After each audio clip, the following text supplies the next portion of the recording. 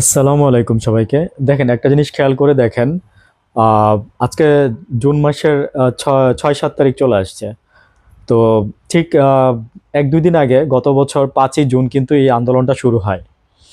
তো 1 বছর আগেও কিন্তু এরকম সরকার জানতো না, বুঝতে পারে না যে আজকে এই সরকার থাকবে না 1 বছর পরে। বা কেউই জানতো না, একমাত্র আল্লাহ তাআলা ছাড়া কেউই জানতো না যে এই সরকারটা থাকবে না। ঠিক আছে? তো তখন বলা হয়েছে, এরপরে যখন হয়ে গেল আন্দোলনটা, এরকম সরকার যখন পড়ে গেল, তো তখন বলা হয়েছে যে এরা দোষী কিনা, আওয়ামী লীগ দোষী কিনা। সবাই বলছে দোষী। হ্যাঁ, এরা দোষ করছে, অন্যায় করছে।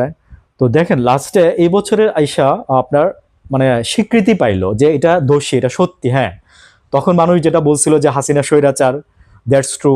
তারপরে হচ্ছে এই আন্দোলনটা মানে মানে কার দোষ, হাসিনার কোনো দোষ নাই, মানে এটাও মিথ্যা প্রমাণিত হয়েছে। কিভাবে যে তাও বিশ্বব্যাপী জাতিসংঘের রিপোর্ট দিচ্ছে। ঠিক আছে? জাতিসংঘের রিপোর্ট থেকে এই জিনিসটা প্রমাণিত হয়েছে এবং পুরো বিশ্ব কিন্তু এখন জানছে জিনিসটা নিয়ে। ঠিক আছে? এখন পুরো বিশ্ব কিন্তু জানছে।